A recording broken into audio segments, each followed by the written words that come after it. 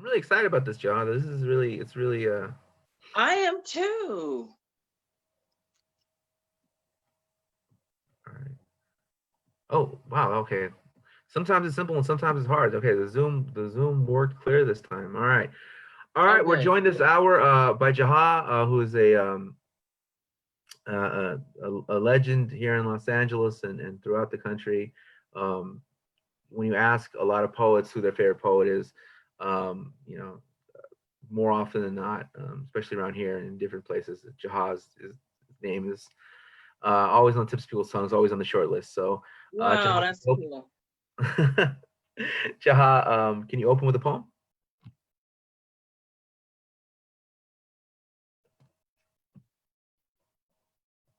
Are we frozen? Jaha, can you open with a poem? Yeah, somebody called me. I just hung up. I'm sorry. Oh, okay. I don't know.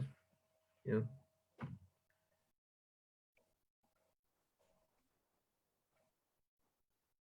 Did I? What happened? I can't. Can you hear me? I can hear you. Okay, cool. Did you ask me something? Oh, I did. I said, can you open up with a poem? I was Oh, I'm sorry. I was saying all these nice, wonderful things about you, and then Right, then I stare. I have a poem. I'm holding my phone at the same time and my notebook. So uh this poem is called Isolation.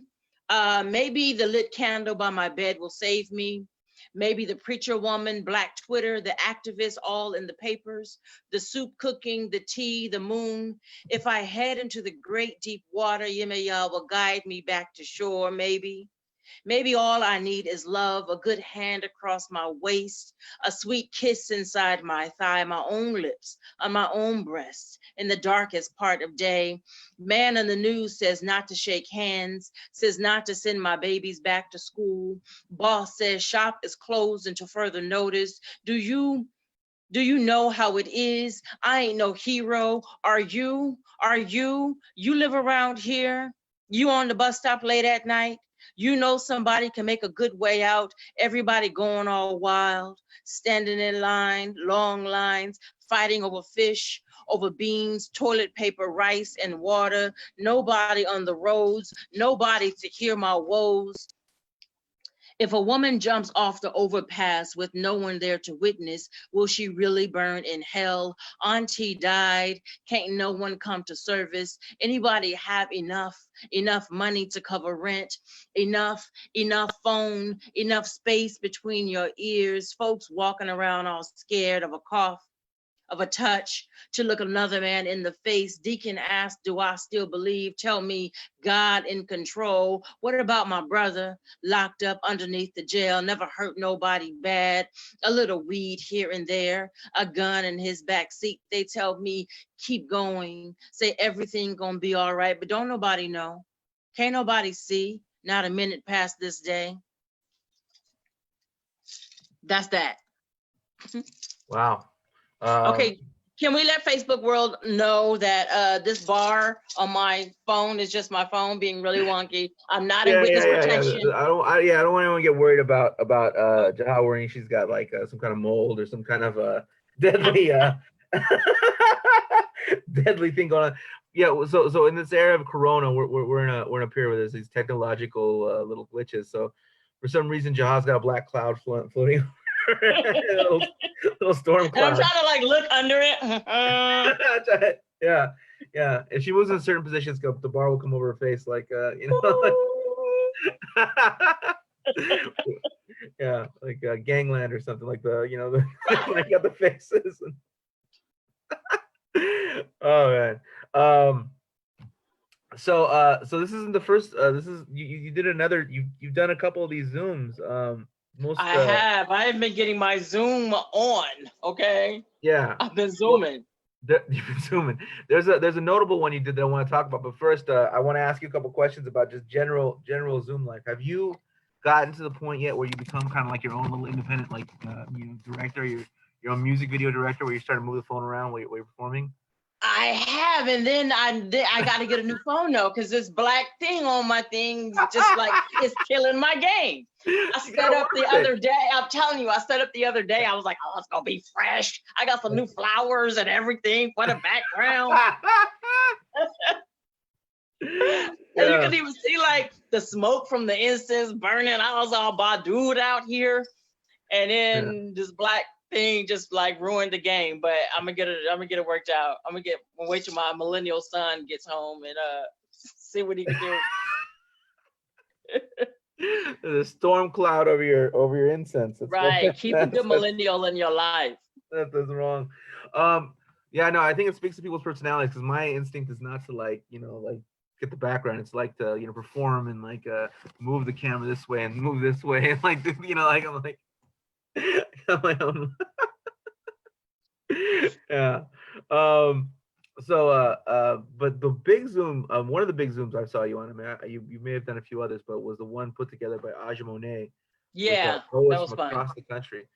And I remember before she did that, I was kind of thinking to myself that what really someone needs to do is gather poets from across the country and put them Hmm. on one platform, because that would emphasize what's good and unique about the internet, as opposed to like what kind of is what kind of like is sad in these times, which is like, when you Hmm. gather your own open mic and it's like the open mic that everyone would attend, but they can't, but it's the same people. That makes it, you walk away feeling sad. But like when it's Right. like people from across the country and distance doesn't matter, then you get excited about the internet for the first time since 1993.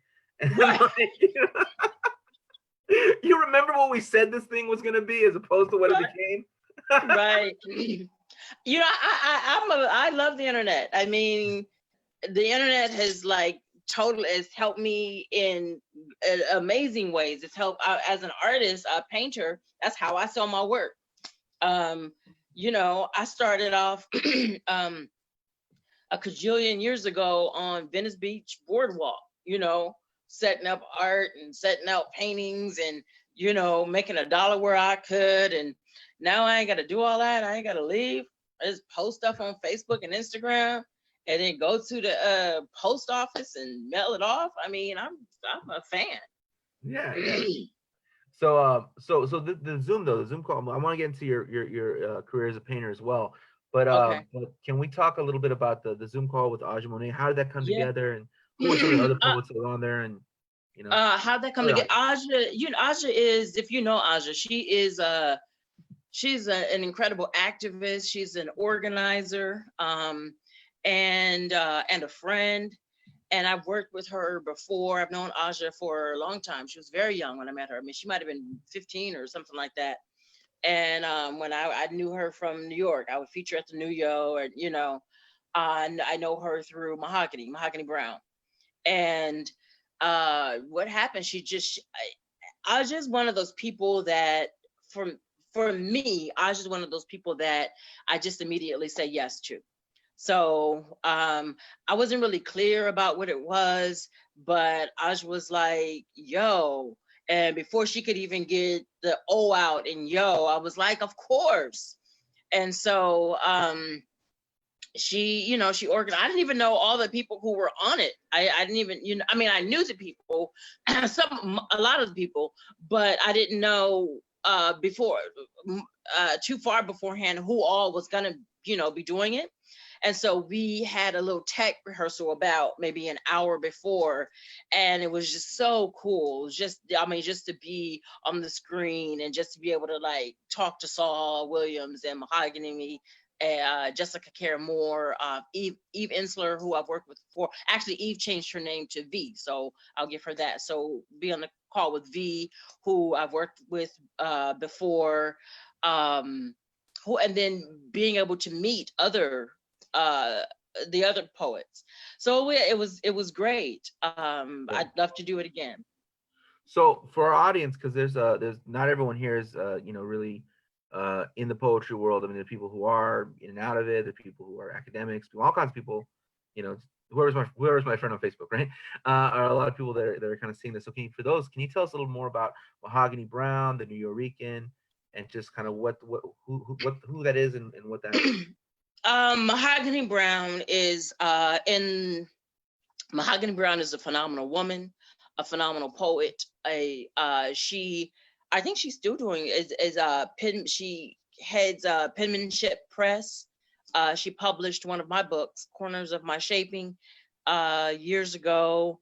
She is you want to know, I think she is Kavikanam poet. You want to know Mahogany Brown. She hosts the New Eurekan.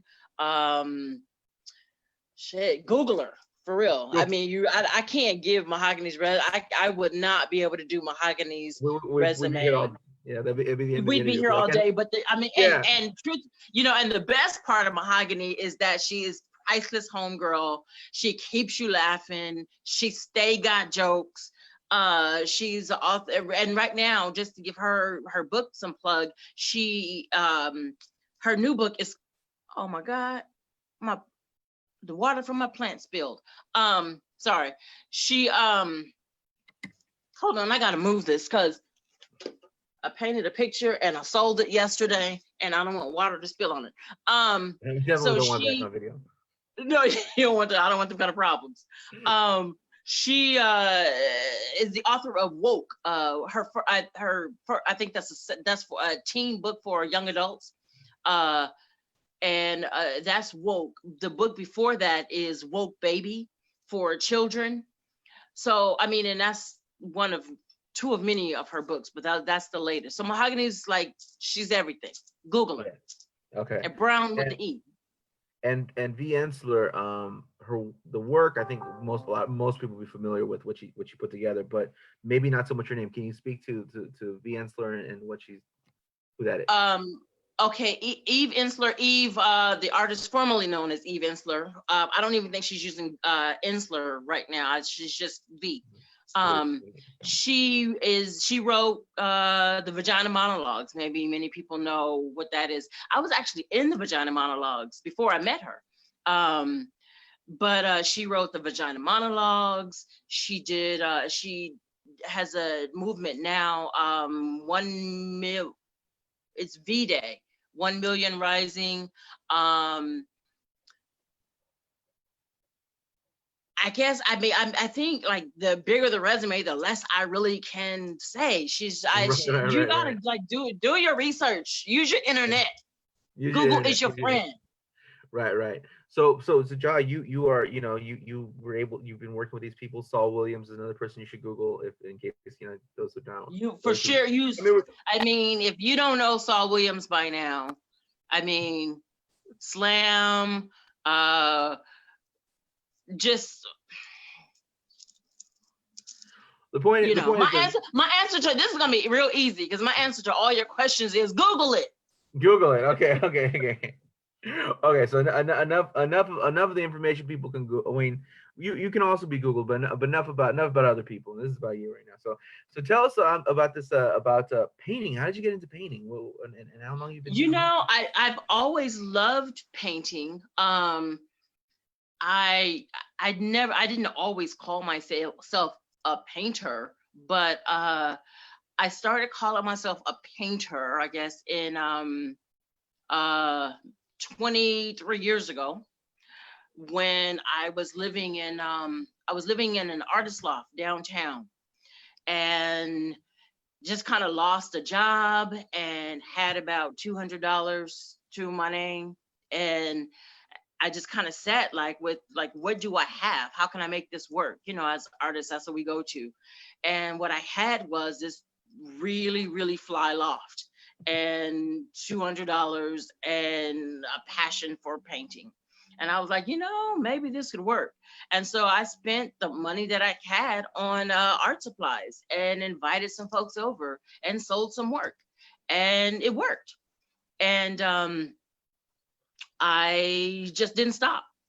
I didn't know how therapeutic it was. I didn't know, and it just has become my go-to. It's how I relax. It's how I relax, and I love it. It's more, I don't know. How you meet a lot of people who they have a talent for writing, but they are reluctant to call themselves writers. That's how I am in the world of art. I am a painter, but when I'm around other painters, I'm like, I like to paint. I do a little something. I like to paint. And some people like what I paint, and Yeah. but So yeah, that's really cool. You're really in in that kind of category, that multi-talent kind of, you know, hate I calling it think, you know Renaissance what, I artist. didn't even like consider myself multi-talented. I was just kind of I had multi bills. A couple. I have multi bills, and multi anxiety about working in an office. Yeah. So, so I just kind of had to, like, how can this work? Yeah, it was kind of funny. I did a couple of shows back in San Francisco years ago with Jack Hirschman, and he was like, a poet must paint, and he wanted me to like paint. I'm like, I can't paint. I'm not gonna paint. What are you talking about? Why But must a poet paint? I never heard that before. well, no, Jack is like an old school kind of like, by the French Riviera kind of, like the most interesting man in the world before they became like a Latino guy or something like that. That was kind of like Jack, kind of that like intercontinental kind of just floating around. I don't know. He wanted me to be like that. I'm like, but Right. but you share that. You share that those skills so it's a really kind of a throwback to an older era where poets would be painters and filmmakers and et cetera, et cetera, et cetera. So that's a really beautiful thing. So you said you used to sell these paintings in Venice Beach. I What was that used like? to. Yeah. So what was that like? Just What was it sending like? your, yeah. Yeah. What was Venice Beach It life like? it was it was scary sometimes. Uh, um it was hard work, because I would, at that time, back then, I was painting on wood. okay. I don't know why, but I loved painting on wood. And so I would like have I would have like maybe 20, 30 like pieces of wood, and you get out there early, and I would thankfully, it was a real cool guy. I don't know what's going on with him, but Jackson Collins, he was a painter, and he was like really, really great. And he was like there on the boardwalk. I was like, what are you doing here? I mean, I didn't know him before then, but getting to know him, I was like, you. And so he was really cool. And he used to save my spot. And so one day when I first got out there, I didn't have anything to carry my paintings in. So I used my son. My son was a baby, not baby, he was about maybe 3. And I would drop him off, and then I would use his stroller to carry my paintings in. And so the perfect spot was like right next to Jackson. I didn't know who he was then, but it was right next to him. But he always had a like a reserved, like a chair, and it said reserved, and it had like a little psychic hand thing. And so one day I was like, yo, where is the psychic? How come she's never here? And so he said, well, there's really no psychic. I just don't want anybody sit up next to me. And I was like, yo, dude, And so he was like, but I can try you out for the day. If we get along. And so I was like, he gonna like me. I'm gonna make him like me. Yeah. And so, and he did, and we clicked. And so like kind of being friends with him just kind of got me a little, I don't know, protection in a way, because he was kind of old school around there. Everybody knew him. They didn't really mess with him like that. And so I was kind of not his, but Yeah. and so he just Under kind his of wing. showed me some ropes, and showed me. I didn't really know much about painting, or I didn't know much about selling my work. I didn't know much about it at all, but I knew I had to make $1. I knew rent was due. I knew my son's childcare was due. Back then, I used to price my art on what was due. Okay, like if the phone bill was due, I was like, this piece is $45.24. um, I love it. If childcare was due, like this piece is 80. So, but he was that. No, go on. No, nothing. I'm just like, so that's how it began with on Boardwalk. Were you there in the era with the guy with the roller skates with Yes, are you, okay. come on. Headgear? Yeah. What was his name? I used to call him Headgear because you know he wear Headgear. that Okay. big. Oh man, that guy roller skated around me one time. I think I had a date, and he was like, he roller skated around me, and he sang to me. He said, "Mr. Cartoon Man, turn on your love." And then he said to her, "Mystery woman, don't be a mystery to me." And I, You know what? You're lucky. I'm jealous of you. He never would talk to me ever. He never said oh one word to me. And I was like, how come this dude don't like me? You know, I did. I was in my feelings about it. I was like, yeah, oh, okay. It's like that. It's like that, dude. It's like that yeah, headgear. yeah. But he never, he ain't deal with me. While you had these works of art, he was probably nervous. I'm just like walking around like, Nah, it wasn't yeah. that. It wasn't that. I don't know what it was. And I was like, maybe he can't talk. And then years later, I saw him on what was that show? Tyra Banks had with the modeling show, Next Top Model. America's Top Model. He was Yeah. on that. Like they can you know they used to do like go to different places or Oh, whatever. okay, yeah. I'm not sure what in the world he was an expert on, but for some reason, Tyra was like, yo, America, this man has some advice on, I don't know what it was. It couldn't have been fashion. He didn't have a really bomb smize. I don't know what it was. But so I was like, oh, so you talk? Okay, it's me. Okay. You talk to America. But not me. Nah, not me. Oh, I think he was in a Mariah Carey video too. I think he's got a couple.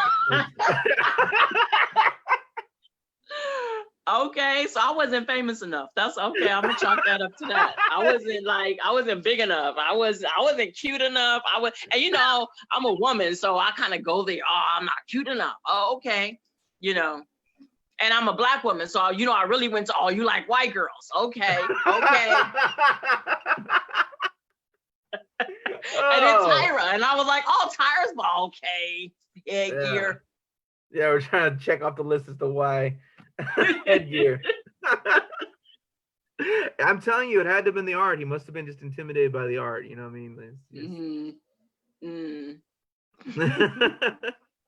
Well, between your painting and your poetry, you have carved out an enormous, I don't know, you've carved out an enormous place in the world that is Jaha. Some people have so much reverence for you. But you're a very approachable person. You're very easy to talk to. I don't want to say why is that, because that's the way you should be, right? But so many people aren't. But so what like what keeps you like grounded and not. You know, it's funny. People say that about me a lot, and I don't understand. Like, why wouldn't I be? I mean, do not let me, pan around this, my place. I ain't living in a mansion. I ain't like, why wouldn't I be? I ain't on the Pulitzer Prize top, blah blah blah. I ain't, oh no, I ain't never been on a New York Times bestseller, or none of the I don't have the fancy awards and degrees and all of that. I don't know. I just people say, you like we're all one. We're all, and I really believe that. I really believe that there's no separation between you and me. I really believe that. So I don't know, if you're a reflection of me, why wouldn't I make myself available to you? If I have something, that I could give, why wouldn't I give it to you? Why wouldn't I, as much as people have helped me on my journey, please, like, why? I don't know, why wouldn't I be? Who if I were that kind of person that was like, oh no, don't talk to me because I'm Jaha, I don't really, I don't hold my name like that. Yeah. I'm serious. Like, let's, if, and really, and I don't think that anybody is, I don't know, is that to where you just don't talk to so and so because they're so and so, and all the so and so's have something in their past going on Yeah. that don't smell good, Yeah. you know. Yeah. All these so's and so's. So a lot of people right now though, a lot of people right now with the COVID, with the shut-ins, um, like it's I kind of want to transition to like this question, but how are you dealing with it? How are you personally dealing with it? To be honest with you, it's funny because people know that I've lived with depression and anxiety for much of my life, most of my life, and they've been checking on me. You okay? You okay? I'm better than I've been. This is my jam. You know, don't leave the house. I mean, my only concern is that that might be my next problem. That I don't ever want to leave. That might be what people start saying about me. I don't ever leave the house no more. What happened since COVID? you know but I've been better than I've been, and I lost 19 pounds. Hey, don't make me body roll on y'all. You gotta track down headgear. Right, maybe he'll mess with me now. But I am I what it is I and then 2019 was the hardest year of my whole life. Okay. Like hands down, was the hardest year of my life. And the end of 2019, there was a shift. I was kind of I was in a hard place. I was homeless for a lot of 2019. I got a place in December, and so when I was homeless, I was like living in motels, and I was like working like crazy to stay alive. And so many nights I thought I was just gonna stroke out the game, and I really thought that. And then I got a place, and I started working like crazy so I wouldn't be homeless again, you know. um and I never stopped. I never had time to just like sit with it, Yeah. and heal and breathe, and now I have time to catch my breath. I have time to um just kind of just deal, um and that I don't go out much. I go out to take my son to work and pick him up, and that's pretty much it. um and I have time to breathe. And I didn't realize like all the working and all the hustling and bustling, the face I had to put on to be with my clients. I'm a caregiver. I've been a caregiver for 24 years. And the face that I had to put on to be with my clients, most of my clients have Alzheimer's. And you can't just like be having a bad day and snap on, some 97-year-old woman. You know what I'm saying? You can't. And just the face that I would have to put on just to like be present and go to work, and then go to the and all the tutters I was going to, and just not really just I would come home, and then I would be too tired to really like do me and relax into me. And I've been able to really do me. I've been in therapy. I've been just taking care of myself, cooking and stuff that really wasn't my jam. I'm and I'm really trying to set myself up to where I don't have to go out again. I'm good. Yeah, no, I hear that. I hear that. So when you were facing last year this housing insecurity, um, a lot of people talk about people who are homeless as like they use these words like crazy, and they're either they're insane, and that's how they became homeless, etc. But I myself have struggled with housing insecurity a few years ago, about a Mhm. decade ago, and like not being able walking around a city and not having any money and not having anywhere to go, that will make you crazy. Like Mhm. that's like a hammer to your brain. I mean, it really is a It me it anyhow. it So what did you experience in that? Well, for me, I was living in a friend's place, and I knew it was temporary. Like, I knew like they were selling the place. And so I knew that. So it wasn't like something crooked happened and they were like, you gotta go and you gotta be homeless. It wasn't that. Like a And so he cigar. was like, yeah, he was like, you can stay here. We are selling it, but stay here until we sell it. So I was there for some months, and then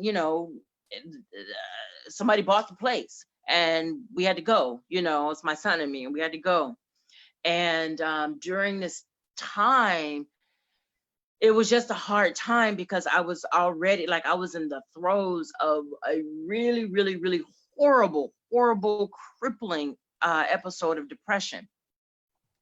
And everything was hard for me. Like, I don't know if you've ever dealt with that, but just everything was hard. Taking a shower was hard. Um, Everything was hard, but I Yeah. still had to work. I still had to be present. So anyway, so when we left the house and went to, this hotel. And, it was like $100 a night, you know, and we stayed there for a few nights, and then this was out in Pomona, and then we came back down to LA, and we got another hotel and got another hotel, so we were paying like over $3,000 a month, and it's funny because when I say that, people always go to, well, if you were paying $3,000 a month, then you could just get a place. Okay, yeah, that math sounds right, but how do you save for a place while you're paying $3,000 a month? How do you come up with, first and Deposit last paid. somewhere and pay $3,000 a month? And my credit was crazy, so and it was just hard. And I'm a self-employed artist. And I just, it was getting a place was hard as hell because I just didn't make sense to landlords. Like, when I would show them my bank statements, they were like, you making like $4,000 a month. You know what I mean? Why is your credit crazy? Yeah. And I had to explain, like, I'm only making that much money because I have to pay that much money to live. And then and all of this was on like my art and books and the few client, health home care clients that I had. I was selling art like crazy. I was like crackhead selling art, like, because rent is due. Imagine every single day you wake up, rent is due When's at rent due? Yeah. 11 o'clock. Yeah. 11 o'clock. Really 10:30 if you don't want that knock. You know what I'm saying? And if it was just me, I would, sleep in my car somewhere, but it's my son, and no way, that's not gonna be his story on my watch, So it, So, so in mhm, those, I mean, I don't know how it is for you, but for me, there are months where I can make $8,000, mhm, 12,000 mhm, even, and the next month zero. mhm, Like as you know, okay, so mhm. it's not necessarily that consistent right? It's like and that looks terrible to landlords. Like, they show like in the month of February, here's all this money. In the month of March, here's like $60. Like that's not what they want to see. Like, I totally get it. That's what it was. But yeah, so I had to keep everything. I had to have paperwork. I had to, so I do. I mean, it did make my bank statements look good because I do have like months and months of consistent, like, 3,000, 4,000, 5,000. So it did like make that look good. But all of it was going to live. Every penny, um so now, I'm pouring every penny I have to live, excuse me, and to eat, and just my basic needs, and trying to look good and go to work and teach a class, and not seem crazy, and yeah, and then they, if they did say yes, I'm paying $4,000 a month. Where am I gonna get first and last? And the rent is like, you know what I mean, $1,750. Where am I gonna get that times two? Where am I gonna get, so it was wild. It was Yeah. wild, wild, wild. And I mean, it's only God that I got over. Yeah. Yeah. So what advice do you have for people who, I mean, right now this is good for you and you're feeling good, being, in the house more and more just kind of like talking to people when you want to and not really being obligated when you don't. Um, but for those who are struggling with for those who are struggling because they have the kind of opposite, disposition, right? They want to be around people, they want to like feel something, and this is just destroying them. I mean, I know that maybe you don't have the same Yeah, desire to do that, but you know what that feels like to just I feel like do. I do. And, and I don't want to present it like it's spring break over here. It ain't, you know what I mean? Stuff is still due. you You got know what I'm the rain saying? cloud still hangs over your head. Right, right. you know, um, it ain't spring break over here. But I think I don't, to be honest with you, I think I would just say turn in as much as you can and do what you can. Like when I keep seeing these posts about, you know, um, write that book and finish that novel and write the movie script and da da da da. This ain't a vacation. Stay stay alive right now. Just stay alive right now. Just keep your sanity right now. And if keeping your sanity means that you watch I don't know, Bob's Burgers all day long, Yeah. then that's what you do. Yeah. And I would say, don't let people should you. There's Yeah. no way, none of us have been through this. So Right. there's no way you should be doing this, and if there is a way that you should be right now, nobody knows it. Like, this is the time that you really got to figure out what do you means. For me, writing is such a part of me that I don't go a day without writing. I Right. don't. But that's not on some I'm a writer and writers write and that's what I have to do, because it's not that. That's Right. how I keep peace. Right. Right. I think that, like I completely agree with you. I think people would find it kind of odd hearing from me, but like if you want to like just, you know, chill out, you should do that. I mean, for me, I can't. I like you. I can't chill. I have to work. Yeah, I can't. Yeah, I cannot do that. But me doing I like can't. 9 interviews a day is that's my compulsive behavior. That's I can't not do this. But that doesn't mean everyone needs to be that way. Exactly. That's Yeah. me. That's me. But I have found like really creative ways to just, not just keep busy, but just, make money. And, because like I said, I'm really trying to like structure my life to where do I, want to leave again? I don't. After 24 years of, working as a caregiver, Yeah. I am retired. I just, physically, it's a job that is challenging for me now. Mentally, it's a job that's challenging for me now. I really need to just check in with myself. I need to really spend time with, it's funny, people like texting me, I need to spend time with myself and do me and see what's working for me. So I'm just, you know, figuring out what that is. Yeah. Yeah. Could you share another poem with us? Yeah. Uh, okay, let me see what I open. Oh wow, this is funny. So this poem, I just happened to open to it, no lie. I hate when people say no lie. I feel like you are lying. Yeah. Wait, tell me that. Were you lying earlier? I mean, No, I wasn't. Exactly. this one. This poem Yeah. is connected to what I was talking about my last year. Yeah, okay. Wow. It's Okay. called Lift Hands.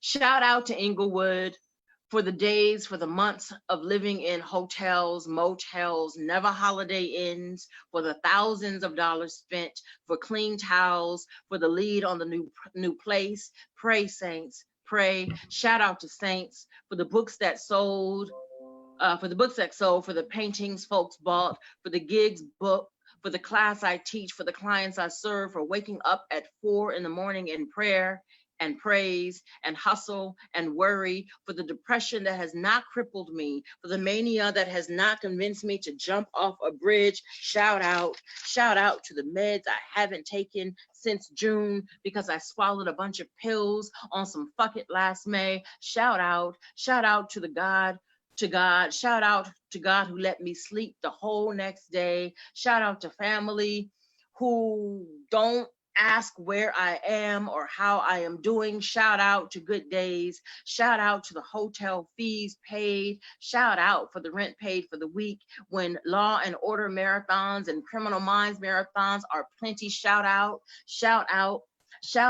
for the new level up, for this me I did not know myself to be, for this alone that has taught me everything. Shout out to my son on this journey with me for his clever head and heavy hustle for the lessons he has learned. Shout out to the voices in my head who sound like ex-lovers who fight with me on the freeways late at night in line at the bank. Shout out for the hot showers, for the clam chowder soup at the Vons on Hillcrest in Manchester, for that good drive up at the Wells Fargo. Shout out to the Brunos across the street from McDonald's. Shout out to the French toast special with sausage. Shout out, goddammit, to the high stakes for knowing that we would sleep inside or out depending on the sales. Shout out for always the sales, for the come through in the middle of the night. Shout out PayPal. Shout out for sense enough to thank God. Shout out to the gratitude log, for the blog, for the journals, for the doodles in the margin, for Toni Morrison books in Dietrich's garage. Shout out to homegirls, to dollar stores, to late night texts, to the journey I wouldn't take nothing for. Shout out for being fly and looking good. Shout out for looking like my shit is together. Shout out for together shit, for fly, for love, for the angels and the ancestors who know.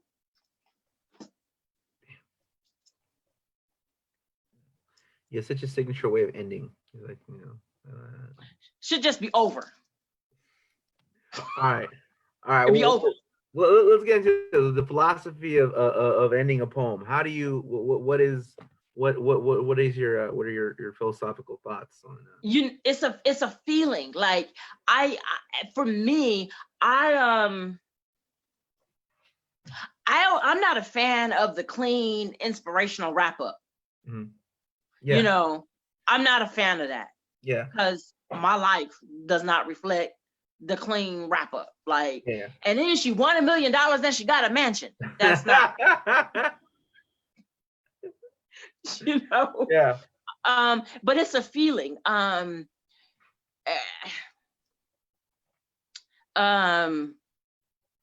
It's like a outfit. Like, does it go? Is it ready?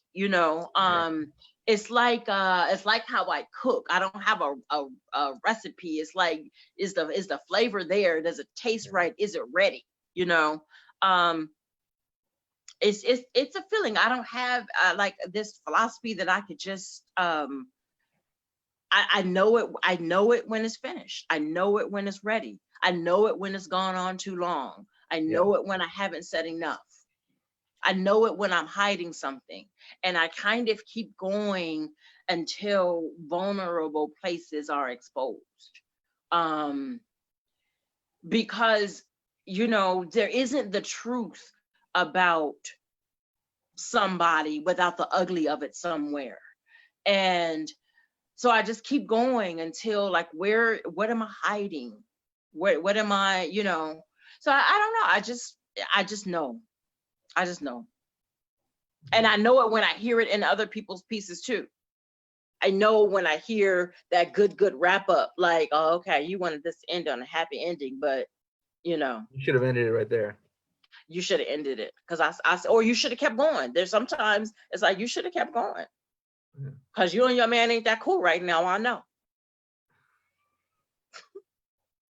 Yeah, no, I hear that. I think the thing I hear sometimes when people have like these really great lines in the middle, and it should have and like you really should have edited that and put it towards the end, because Or like the beginning. or the Because beginning. yeah, because when like that, I love a good strong beginning. Yeah, Or when I feel like you got a good lead up to like, okay, I like when people's poems begin and I'm like, okay, let me settle in. yeah, Okay. And sometimes people's poems begin and I'm like, okay, I'm done. I'm checked yeah, out. yeah, yeah, yeah. For me, it's just like when they put it in the middle. There's great stuff in I mean, the middle should be strong, of course, but like the whole thing should be strong. But there's like something that's like so like powerful and conclusive in the middle, and they keep talking, and it's like, You should shut up.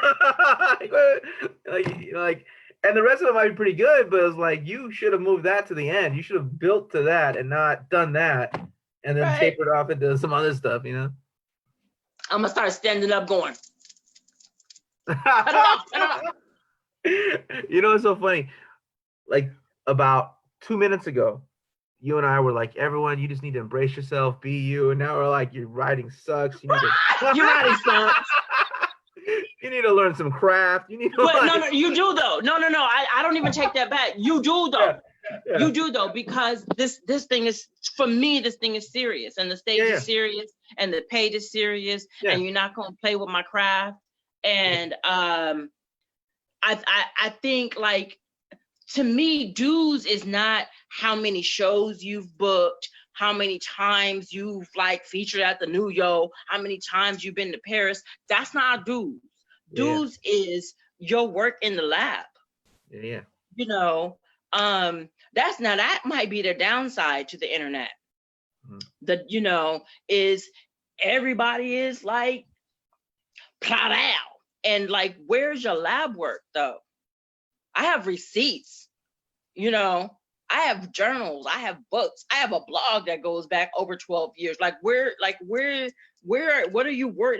Where's your work? Because these same like weak similes and metaphors you keep pulling out,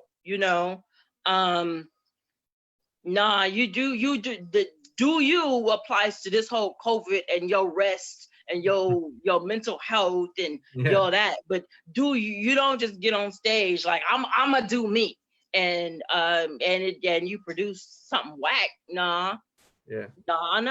I didn't learn like that. I came up through the world stage and that wasn't okay.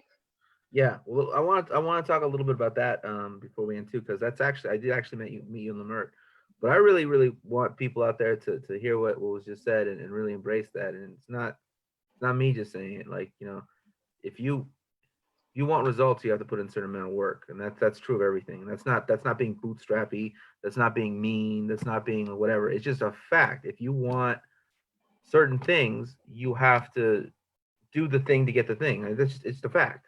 You got to do it. I love it. You got to do the thing to get the thing. If I want to be a bodybuilder or whatever, I got to do some sit-ups and some scrunchies or whatever bodybuilding people be doing. Yeah. I can't just be like, all right, don't judge my gut.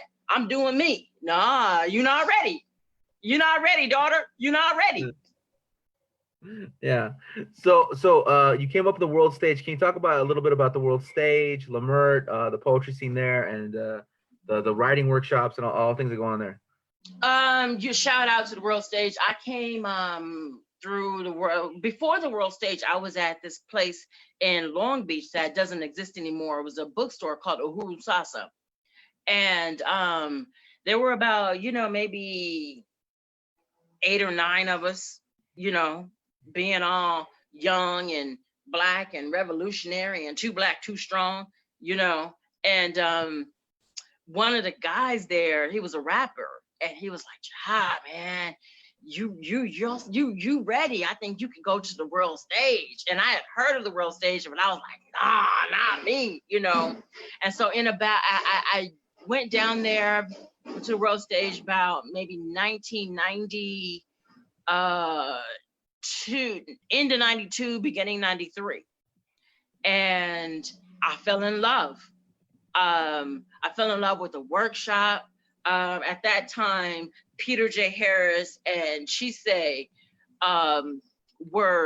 they weren't leading the workshop, but they were kind of the people who were giving like most of the instruction and most of, like critiques. And I was like, whoa, this exists. This is a thing, and I loved it. So the one rule at the world stage poetry is no bullshit. I don't know if you can cuss on, can you cuss on Zoom? Yeah, man. Okay, so there's it's called the no bullshit rule, where you just gotta like bring your best stuff and you gotta really work it, you gotta do it, and I love, like, for me, I like being around people who are better than me in my craft. I like being around painters who are better than me. That ain't hard, but I like being around writers who are much better than me. And I felt like I was just surrounded by all of these super duper dope writers, and it just strengthened me because I felt like I can't come with that, And back then, it was so tough. Like on any given Wednesday, it was just mad packed. This is when the world stage was across the street, and in the first building, and it was like jam packed. We were sitting on the floor. It was, we were like getting there early because there was only 10 spots on the list, and if you were full, Michael Datcher was not letting you sign up. And I used to be racing there like, can I sign up? And it was fire. And I appreciated that in school. I appreciated that kind of work, and and this is during a time when now it just feels like a lot of classes, it's like if you don't tell these students that they are amazing, then it's a problem.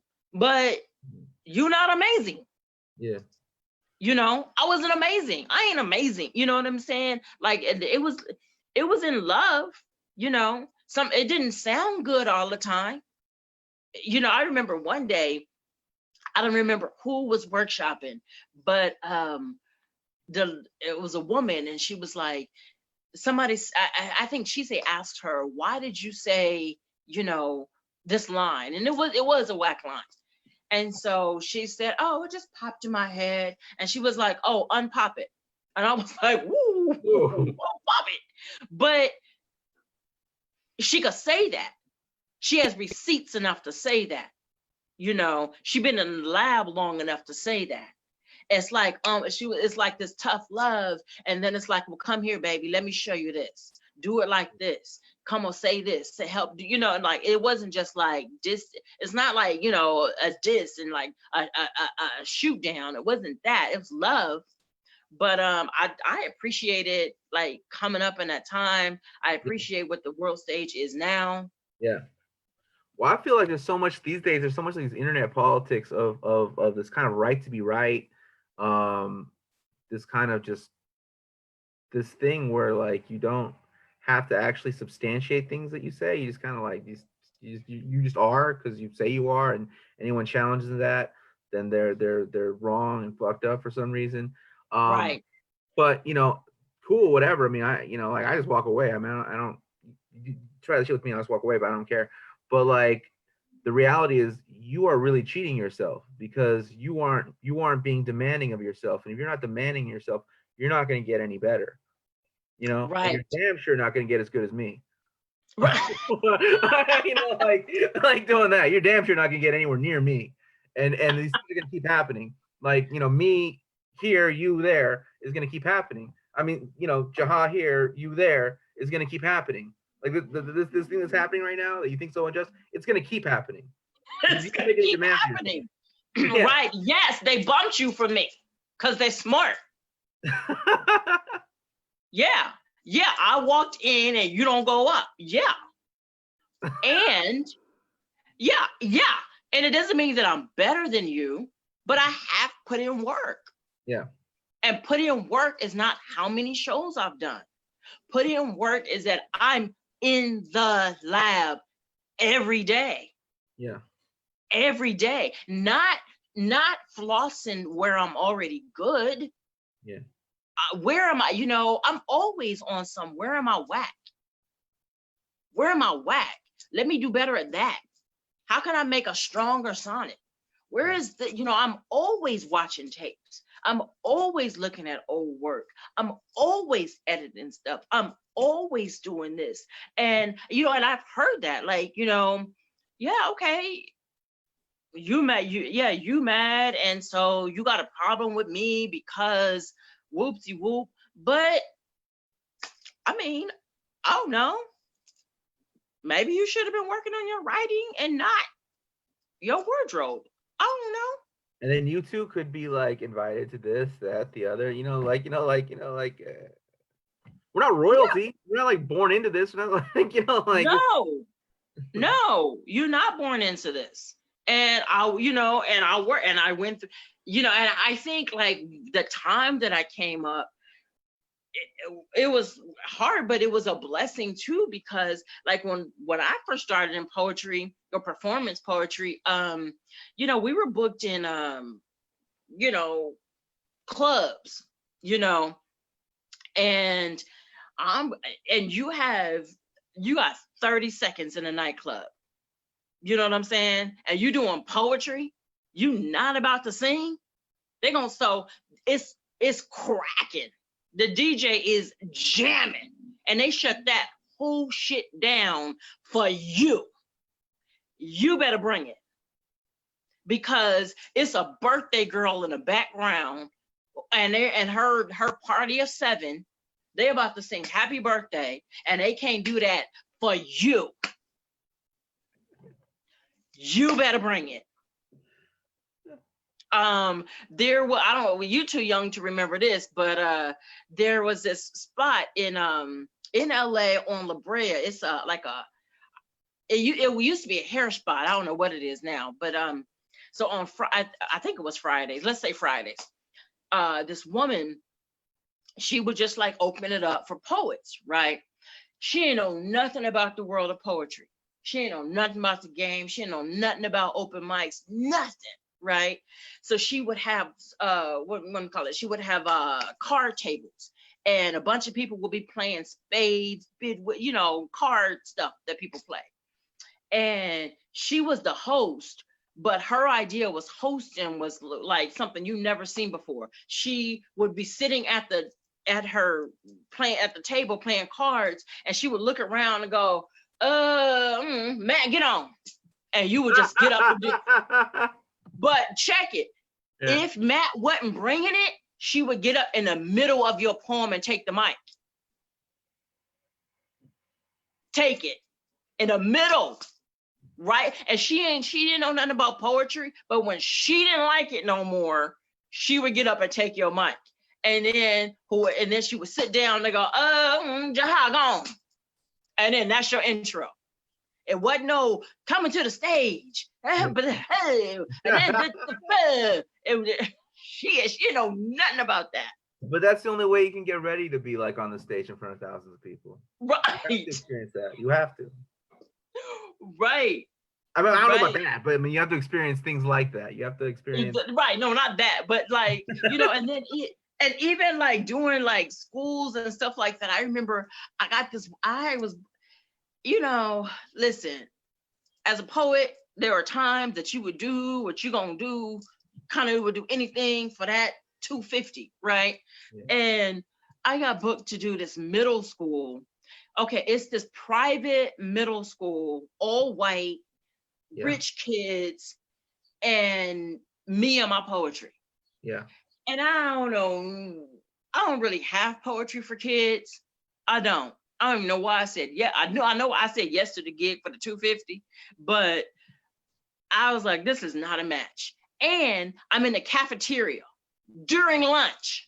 Yeah. So, and me in the microphone saying all this black woman rah-rah, and it's what kids walking around like, is it Martin Luther King birthday or something? Why? What? Like what? Yeah. But you gotta do it. You gotta go. You have to experience that. Yeah, you do. Yeah, you do. But but it's like, and I hate to sound like, this old woman, but it's like with like YouTube and all that, it's like a lot of stuff they don't have to experience. I remember, speaking of Mo, this is funny. It ain't funny, but this is before YouTube, before the internet, before all that. We would do credit checks from coast to coast. Like, I could call Mo and be like, so and so's coming from New York, what they like. They Yeah. dope, they be tripping, Yeah. they, and one wrong credit check, you don't have that gig in LA no more. Right. Oh no. But what I'm saying is, okay, so you say the internet or people doing like something goes viral on a meme or something like that, or a viral tweet or a poem on a YouTube video or something like that. The poem is a little different though, because like you had to have been able to write that. So like if you can actually compose something like that, then there's probably chances are that maybe you can do more. But like this other stuff that like that instant kind of fame, that instant fame, like let's define fame, let's define careers, let's define whatever, because you say these things, okay, you have the scaffolding to make that work, to make that something, you know what I'm saying? Because if you don't have the scaffolding beneath you, then Right. like getting retweeted by, I don't know, like I don't know, you can't necessarily get, I mean, sometimes things happen that are so big that like even if you are professional, even if you are whatever, you can't follow up with it because it's just too big, because it's just like it's too, you don't have the scaffolding for that. For instance, like there's somebody that does, I don't know what her name actually is. I don't know what her name is, right? But she does stuff and she's got kind of a following, but she got retweeted by Britney Spears about like, we need in this moment of COVID, you know, proletarian, blah blah blah, right? And then Britney Spears Hmm. retweets her, and it's a big national story. Oh my God, Britney Spears is a communist. Now, that was a big story, and the person who Britney Spears had retweeted wasn't Britney Spears coming up on her own. She was retweeting someone, but the person who got retweeted, sure, she got some push out of it, but she couldn't capitalize on that as much as she could, because she didn't have the scaffolding to capitalize on something that major, right? I mean, she's Right. a working pro, she's doing her thing, getting gigs, getting talks, and that was definitely a big boost for her. But she didn't have the scaffolding to do that, right? So I feel like on a smaller scale, people who like have a tweet that goes viral and all of a sudden they think they're whatever because their tweet went viral. They're not gonna have the scaffolding to have like a college tour based on a tweet.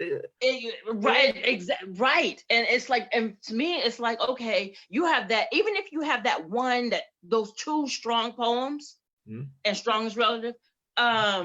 So you have these two poems, right, that Yeah, get you a lot of like snaps and claps, right? yeah, That don't mean you're ready for the feature, yeah. you know?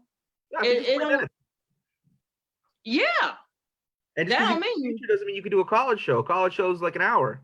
College show is like an hour, Yeah, right? And in between your poems, what are you saying? Because I promise you, nobody wants to hear an hour's worth of poem.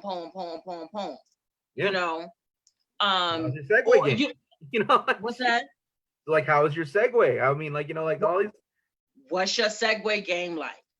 Right, Yeah, right. And that's stuff that that you learn. That's stuff that I think the game teaches you, that a workshop will teach you, a good class, a good, like, just living, just that's your lab work. That's your lab work, but you post a poem, and because you got 75 likes, you're ready to get that, I don't know, $2,000 check. Boo, you're not. but you can be. See that this is Oh, you can be, you can but you're be. not. I mean, yeah. I mean, the point is, it's a double-edged sword. The point is saying like it's not that you can be. You can, but it will take work. But it's possible. Right, Like right. there's no gods amongst us. Like there's people who work hard and become, and work harder and work harder. And even if they're up here, they work harder still. They keep working hard. They keep working hard, and you don't graduate from working hard. You don't, like, okay, I have a book. Um, I'm pretty much Done. You're not done. I have 10,000 followers. I'm the bomb. I'm ready. I'm done. You're not done. You're not done. Yeah. Yeah. That took a turn. I could do this all day, talking back and forth about like how other people aren't ready. That's funny. I mean, but I'm talking to me too, because it Yeah. was a me that thought I was ready, and I Right. wasn't ready, and I Right. had to have somebody say, "You're not ready." I had to have somebody. I had to be able to hear, "You're not ready," and to hear "you're not ready," like that takes a certain maturity. Because and when I hear "you're not ready," I didn't hear I'm whack. Mhm. I just heard I'm not ready. But I knew that this is something that I was going to do, and I was like, okay, well, watch me. Yeah. Watch me get ready. Mhm. Watch me on these crunches. Right. Watch me. Yeah. And I think there are things that I probably, you know, I can speak for myself. There are things, not many, but there are things I probably am still not ready Mm-hmm. at this point in time. That I'd be like, oh, I'm not ready to do that. That's. I mean, I'd Mm-hmm. have to really think about what that be, but like, you know. Yeah, me too. Yeah, and you know, and I don't know. I think part of maturity is knowing kind of like what's a like what's a fit for you, Yeah. you know, and what's not a fit for you. Yeah. Back in the day when I started poetry, you know, I was that poet that like I memorized everything and I had to set myself on fire on stage. And now I don't set myself on fire, Yeah. you know, and I ain't going on stage without my notebook because too much, you know, wine and psych meds. I ain't doing that. Yeah. Um, and this show gonna go. Yeah. So oftentimes I feel people, so there's that issue of people thinking, of people just kind of not wanting to put the work in, but they want the trophy without the work. But Yeah. another situation, but way more than that, there's a lot of people out there who um, lack the confidence to get on stage, who lack the confidence to get over themselves, who lack or to get over their fears. Um, you know, because they're scared they're gonna relive a horrible moment. Like they're gonna. There was this one time I got really humiliated, and that time will come back if I do this. What advice do you have for people who are? You're gonna, you know, messing up is a thing. And you got to decide what messing up looks like for you. So, um, for me, if I mess up, meaning like I forgot a line of my poem or something like that, I know that like I am at least witty enough to, you know, talk through that, go into another poem. Let me tell you a quick story. I got a really great gig because I messed up. Can I tell you that real quick? Yeah, of course. So it was a tour, and it was this like bus tour, and like some really dope poets were on this tour. Jerry Quigley was on the tour, Gina Loring, Say Cool, Steve Connell.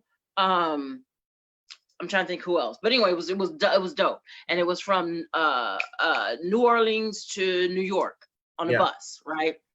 And so they had everybody. They had booked the whole tour, and it was between the last seat was between me and Thea Monier. I know you know Thea, right? Sure. So it's between me and Thea Monier. So there's the show they did. I guess they put me and Thea on the same show. I guess to see us both, like, let me, you know, that, and the directors was there, everything, they were all there, and they were like, let's just see, right? So Thea goes on, and she's amazing, because Thea's amazing. Not on some superficial amazing. Thea does the work, and she was super fly. She was dope. And so I was like, oh, okay. So I get up, and I don't know where the lines went, but they went somewhere, but not in me. So I was like, oh man, I forgot. So I just start talking to the audience, right? You know, I made a quick, joke or whatever. And then I go in and I like, drop some gems. And I was like, sorry y'all, but thank you for your time. And I like step off stage. So I go to the director and I was like, look, thank you for even considering me. If you are ever doing anything in the future, please consider me again. I'd love to work with you. And he said, I'm gonna tell you unofficially right now, you got the spot. And I was like, were we in the same show? Were we in the same building? And he was like, look, I know what you look like being perfect, but at some point we're going to be doing a lot of shows, and at some point you're going to mess up, and I need to see what that looks like, and that's how I got it. Perfect for perfect, I don't know who it would have been between me and Thea. I don't know, but that I messed up, and I was able to like, hey, I didn't like run off the stage crying. I didn't make excuses because the sound wasn't right. I didn't, whatever. And I got it. Yeah. So I think, and I think when people are talking about reliving like uncomfortable moments and stuff like that, excuse me, one of the things about being on stage is sometimes we're so concerned with how good we look that we can't be vulnerable. And you can't be vulnerable as an artist. You can't do this work. You're not ready for this work. If your hair and your outfit is more important than your content, you're not ready for this work. And and one of the things that people do say about me is that I can be vulnerable. I'm vulnerable in my writing. I'm vulnerable on stage. I can say things that people won't say. I can tell things about myself that people won't tell. I can do that. Yeah. Because, Well, I was gonna say, oftentimes I think that people oftentimes self-sabotage. The biggest form of self-sabotage is not like throwing your manuscript in fire or throwing your laptop out the window. It's just procrastination, right? But oftentimes I feel like people self-sabotage not only in the actual production of the work, but they self-sabotage in the skill development, because they understand that if they develop a certain level of skills, then they'll be able to produce a certain level of work. If they're able to produce a certain level of work, they're going to get a certain level of praise. And if they get that certain level of praise, it's going to violate their self-conception, because I love they're that. not good enough. They're not good enough. Nothing they do is good enough. And good enough is never defined. So it's not a mountain that's that high. It's not a house that is this big. If I could just build a house this big, I'd be great. If I could climb that mountain that's this high, there's no set number on it, right? So it's just a general idea of not being good enough. So if I do this thing and I take the quantifiable steps, if I take the real material steps to making this happen that can be measured, weighed, and looked at, put this many hours in, learned this, moved this, studied that, figured out the dynamics of it, employed it myself, people will now say, you're great. You moved me. My grandma died 2 years ago, et cetera, et cetera, et cetera, right? They don't feel worthy of people telling them those things. So they simply will not develop the skills. They will not produce things at a high level because they just won't, and they'll make all kinds of excuses as to why it isn't. But that's kind of like what I think about why people don't, and why they hate, and why they just like can't get it together. That's a good one. That's really dope, man. Thanks. I like that. And I like that. And we do like, and when I hear it, like when you sit back and you're making excuses and this is why, and somebody else is to blame. And it's not them. It's not them. And it actually gives me more power to know that it's me. Because if it's me, I can change me. I can't change you. I can keep doing work. I mean, because it's gonna happen. Like it's like it has to. I don't know how I want to say it has to, so I'm going to. It has to. You keep honestly putting it. You keep honestly going to the gym. You keep honestly putting in that hour and a half or whatever on the weights in the pool, in the da da da da da da da da da. Your body is going to shift. I mean, it has to. If I mean, let's provide that you eating right and you know what I mean, ain't Yeah. taking, ain't drinking like crazy. It has to. And that's the same thing I feel. But a lot of times when like lab work is doing lab work is seeing where you weak and working on that. Your lab work is not, I'm not a really big basketball person, but lab work is not whatever Michael Jordan was really good at. I'm sure that's not the time, that's not the thing like he spent the most time at. Lab work is when he's like, yo, when my free throw, and don't talk to me about Michael Jordan's free Yeah. throw because I don't know What the holes? shit Yeah. about it. What But were the holes like? wherever you right, that's where you work. That's where you work. But you want to keep rewriting that same poem that you got 10,000 likes for. I mean, okay, you do that. Yeah. Yeah. So we're coming up a little over an hour now. So what is time has just flown. What are some of the things you're working on? What are some of your current projects? I created two, and I'm working on the third, but I created two e-collections of poetry. And both collections have 100 poems and stories, and a different 100, like they don't repeat. Yeah. So one is basic, it's just 100 poems and stories by Jaha Zainabu.